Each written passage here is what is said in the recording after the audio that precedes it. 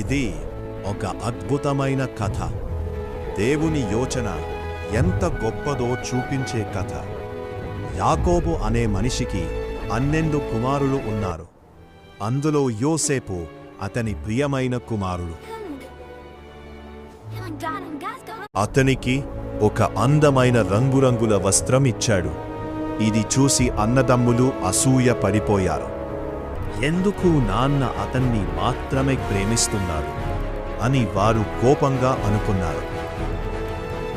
ఒక్కరోజు యోసేపుకు ఒక కల వచ్చింది. అది అతని జీవితాన్ని మార్చబోతుంది. మేమంతా గడ్డలు కడుతున్నాం. నా గడ్డి నిలబడి ఉంది, నీవి వంగిపోయాయి.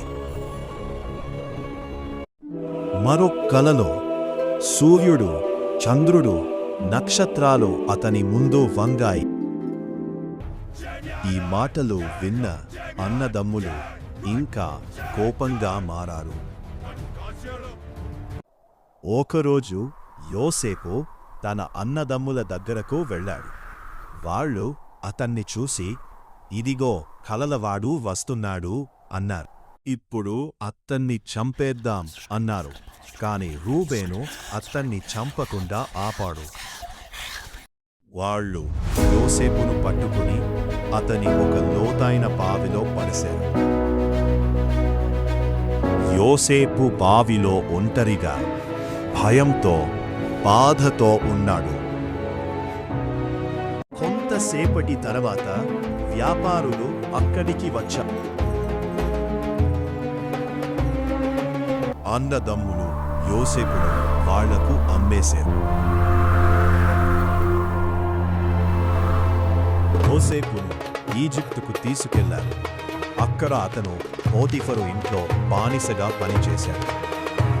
దేవుడు యోసేపుతో ఉండడంతో అతను విజయవంతంగా మారాడు.